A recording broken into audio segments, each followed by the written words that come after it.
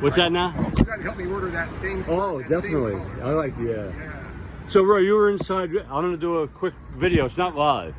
Not live. Just about what? So, what happened inside? Who was inside being sentenced today? A young man named Bruno Kua, one of the youngest. Again, please louder.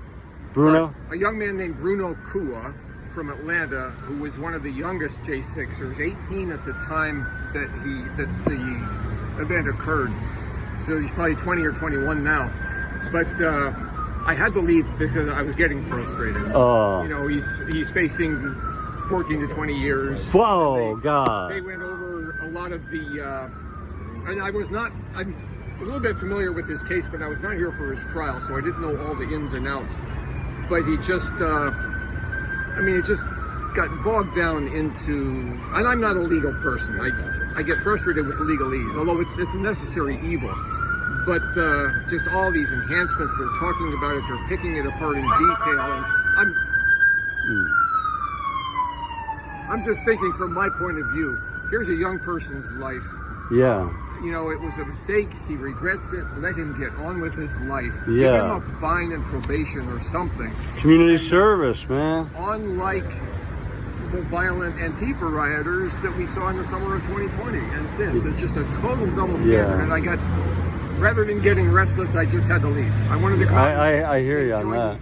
Join you, because So it's going to drag on for hours. You don't know? Oh. It's where things go for hours. You don't know what his actual charges were that they... They talked about them, and that's one thing. I've heard these charges, the numbers, and the descriptions of the charges, and I'm not super familiar with them, even though I've heard them many times. Obstruction of justice, he has some of the more serious charges against him and some of the enhancements. You know, he was, according to what came out in there, he was on the Senate floor, I guess, and helped other people get into the Senate, but he didn't. No, I mean, nothing. He didn't break anything. He didn't hit anybody. They accused him of threatening a police officer. He threatened a police officer. Yeah. Did he have a gun on him? The police officer probably had a gun on him. No, but the police officer probably had a gun on him. Yeah. So what was he threatening the police officer with? Again, I don't know the exact details. With the honest truth. He was probably telling him the truth. Yeah. I don't know the exact That's scary. details. No, for them that's very scary. It's like the vultures or the truth. I thought of a quote from C.S. Lewis, and I couldn't quite remember the exact quote. But C.S. Lewis said, if the state, the government of whatever country, is not actively working to promote the simple happiness of the individual, you know, a man and a woman having dinner in their garden, a game of friends playing darts in a pub, if they're not actively working to promote that, all the law courts, all the armies, so on and so forth, are just a waste of time. And I think that's about the point where we've got. The state is not working for the happiness and the joy and the peace of the average American. They're working for their own power. They're working to restrict the joy and the peace and the tranquility of the power, profit, and control is their shtick. I would agree with that. Power, profit, and control. They prosecute one side and not the other. They want power, they want profit, and they want control of the people. And anyway. And it was disgusting me to see these the prosecutors, you know, arguing and picking apart every little thing. That's what we hear from anybody that goes in. Yeah. This 20-year-old kid facing the freaking power of the United States government. Yeah.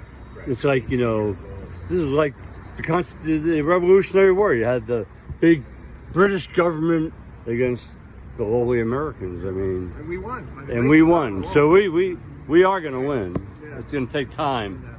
To Bruno's credit, I didn't get to meet any of his family, but they were there in force. I bet there was 20 family and friends. Yeah. Oh, wonderful. That's great. Yeah. I talked to one of the one young mom had a baby out in the hall, so I talked to her as I left, and, you know, just expressed my support. Yeah. And it was great to talk with her a little bit, but apparently they're a close family, and whatever happens today with the sentencing, may they help him to get through it, and they will. And may God be with all of them. Good. Yeah. And now you said they were asking for how long? 15 months? It was, no, 14 to 20 years. Years? Years? Incredible. Now are getting big time years. Years. Hopefully, my gut feeling is I don't think he'll get that much, but we'll see later. Who was the judge? That depends. Moss. Randolph Moss. I don't know. There's been a couple of decent judges recently. A couple I've heard. It's my first time to see Judge Moss. I've been in a number of these trials, but I probably. Now, is there any possibility he was a Trump appointee or nominee? I guess he doesn't appoint; they nominate. But well, no, he appoint. Or I guess you could use those words interchangeably, but then the Senate has to confirm them. But I have no idea who appointed him. He's an older man, so of course, I mean, you don't become a judge right away. As a young man, as a 20-year-old, not going to happen. Well, some do. If you know the Bush family, you might. Yeah. Ooh, a bullhorn. All right. All right. So I did like 5 minutes. Thank you, Roy, and thank you, Steve, and Steve. And we'll put this up on YouTube, and everybody have a good day. That's what's going on down in D.C., July 25th, 2023, and you are here. As it's happening. Bye-bye.